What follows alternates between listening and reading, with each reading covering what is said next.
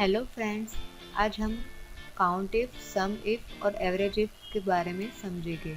अब जैसे हम सबसे पहले काउंट इफ फंक्शन के बारे में समझते हैं। काउंट इफ फंक्शन के हेल्प से हम फाइंड करेंगे जिन एम्प्लॉय का स्टेटस फुल टाइम है उन्हें काउंट करके यहाँ पे दिखाएंगे। तो यहाँ पे हम ई वाली सेल पे चले जाते हैं।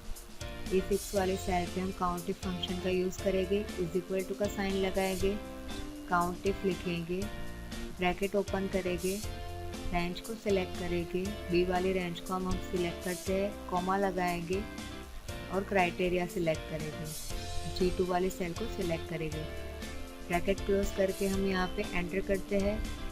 एंटर करने के बाद आप यहाँ पे देख सकते हैं हमें यहाँ पे जिन एम्प्लॉय का स्टेटस फुल टाइम है बी वाली कॉलम में वो काउंट करके दिखाएगा हमें, यानी कि यहाँ पे 10 एम्प्लॉय है।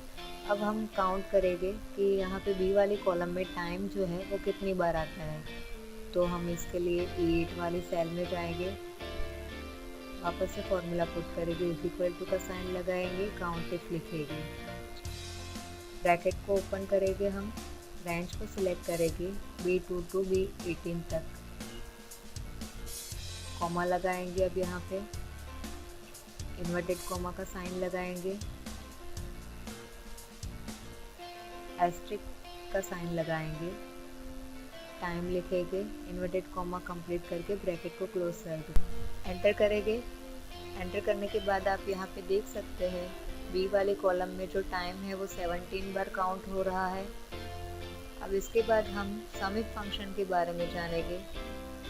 उसके लिए हम क्या करेंगे, बी वाली कॉलम में जहाँ पे फुल टाइम है उस एम्प्लॉय की सैलरी को हम सम करके दिखाएंगे ई वाली सेल में। उसके लिए हम E10 वाली सेल में चले जाते हैं, इज इक्वल टू का साइन लगाएंगे, सम इफ लिखेंगे, ब्रैकेट को ओपन करेंगे और हमारी रेंज को सिलेक्ट करेंगे।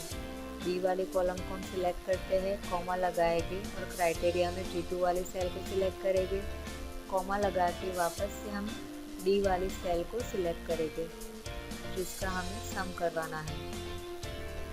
ये क्या करेगा, बी वाली कॉलम में जहाँ पे भी फुल टाइम वाले एम्प्लॉय है उसकी सैलरी का हमें सम करके दिखाएगा E10 वाली सेल में। अब एंटर करते हैं। एंटर करने के बाद आप यहाँ पे देख सकते हैं बी वाले कॉलम में जितने भी फुल टाइम एम्प्लॉय है उसकी सैलरी का यहाँ पे सम दिखाएगा।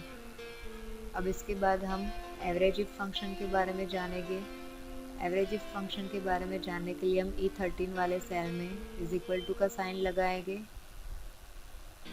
एवरेज इफ लिखेंगे, ब्रैकेट को ओपन करेंगे, बी वाली कॉलम को हम सिलेक्ट करेंगे पूरा, कॉमा लगाएंगे, G2 वाली सेल को सिलेक्ट करेंगे, हम वापस से कॉमा लगाएंगे और डी वाली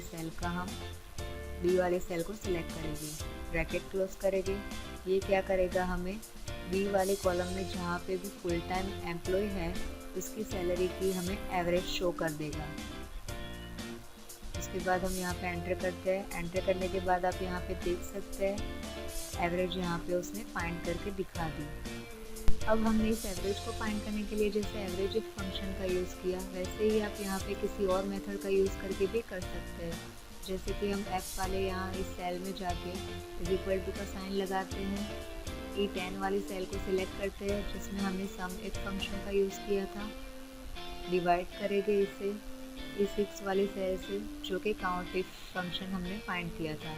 अब यहाँ पे एंटर प्रेस करते हैं, दोनों का आंसर जो है वो सेम है। एवरेज इफ फंक्शन से जो भी हमने फाइंड किया था वो वाली वैल्यू और मैनुअल मेथड से जो भी हमने फाइंड किया था वो वाली वैल्यू, दोनों का आंसर यहाँ पे सेम मिल रहा है।